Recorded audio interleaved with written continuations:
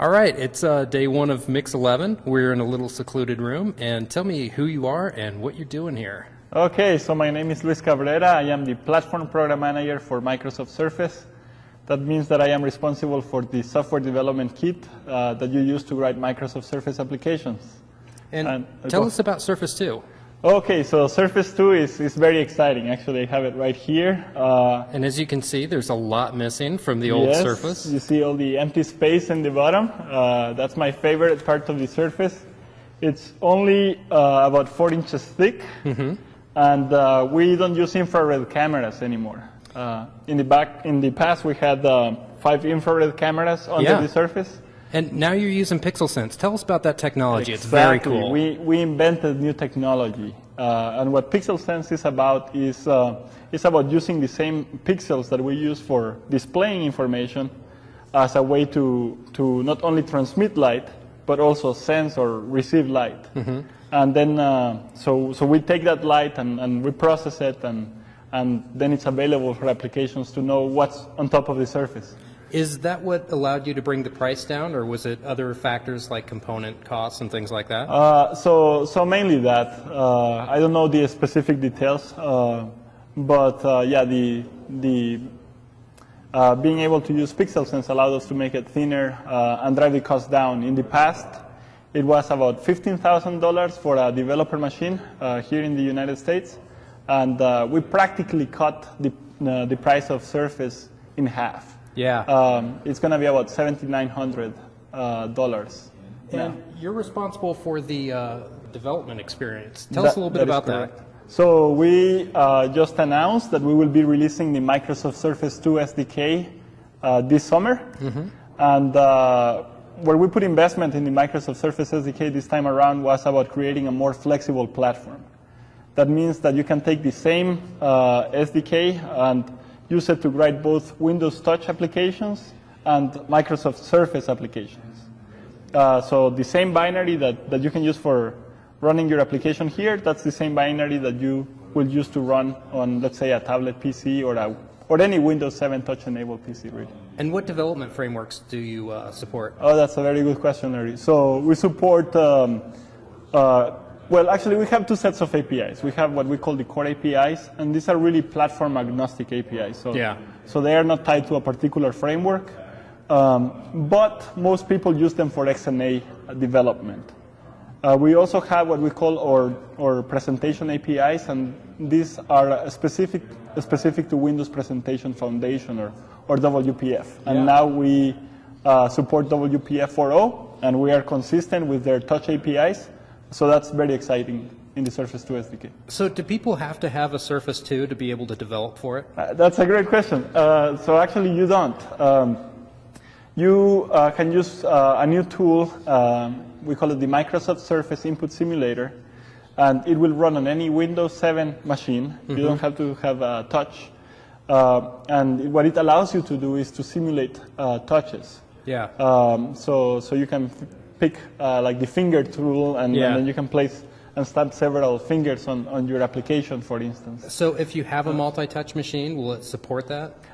Yes, so if you have a multi-touch machine and you are creating an application that only needs touch, you don't need the simulator. You can just run your application on that machine. And I want to tell you something though, which is it's very important for you when you test your applications to test it in the real environment where it will run. Yeah. So even though you can develop it with the Surface Input Simulator, you should really test it with real users in the real place with the real hardware. Sure. So that's definitely very important, and we shouldn't forget that. Excellent.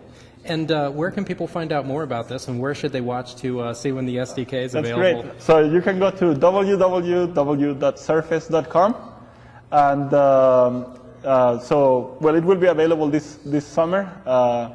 And for now, if you are itching to get started to write a Surface application, you can use the Microsoft Surface Toolkit for Windows Touch. And we actually did a video of that last June or July. Yeah. So we can point people to that. And And that's a step in the right direction towards using the Surface 2 SDK. So you had a standing room only demo, or a Yeah. little talk today. Tell us about that. Yeah. That So it was was pretty cool. What'd you talk about? Yeah, so I talked about three things. I talked about, I like to talk about the why, the how, and the what. And what I mean by that is, why do we do things? Why does the Microsoft Surface team exist? And with that, we talked about natural user interfaces, what natural user interfaces are. Then we talked about how we solve the problems that we are seeing by creating this beautiful Microsoft Surface hardware. And then we talked about some details, just like we're talking right now, about how you can develop applications for Microsoft Surface. So I encourage the viewers to go check the Mix presentation. Yeah. And yeah, it was full. We had over 300 people. Some people wanted to come in, and they told them, please go check it online. So, Yeah. So it was very exciting. And so a developer who's thinking about NUI in their development, is there anything that you have to consider that's different from this than from developing like a Windows 7 Touch application? That's a very good question, and you really have to define what natural user interfaces are. Yeah. Some people think of NUI in terms of technology. They think maybe it's touch, maybe it's Kinect, maybe it's speech recognition, and I don't like to think of it that way.